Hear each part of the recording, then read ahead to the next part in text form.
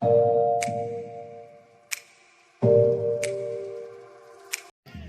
गामिनिलाय दाउलिगुरि ना नोंसिना? ओमफ्राय नोंनालाय मा नामलाय? नायलाय बेना मा नामलाय? आरो रामदेवबारिनिफ्राय मरियाम ब्रह्म आरो उषा ब्रह्म बिथांमोनखौबो गुड मर्निं गिबियाव आंनि खुलुमनाय आरो अननाय बावहरबाय। गुड मर्निं सबको मेरी तरफ से। दाउलिगुरियाव बैसागु फांसन जानानै थांनायखौ देखायनो नाजादों आं लोगोफोर। बिदिबा लोगोफोर इन्जय खालामदो आंनि भिडिअखौ।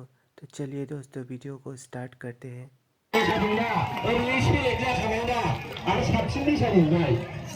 नोंसिनिखौ दाउलिगुरि होनो ना? दाउलिगुरि? दाउलिगुरि मा गामि? मा?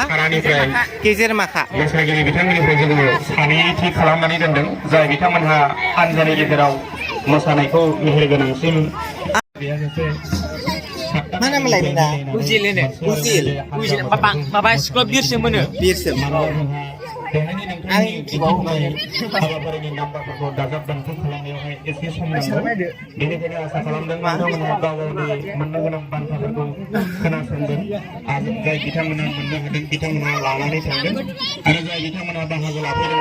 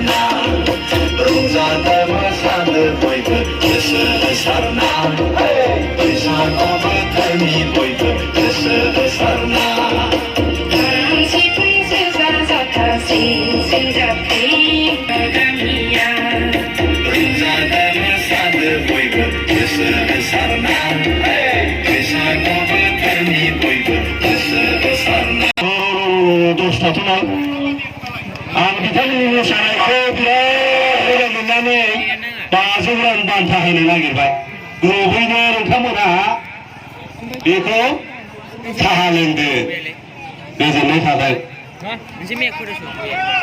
आरो बेयाव मोसाबावनांगौ दाहाय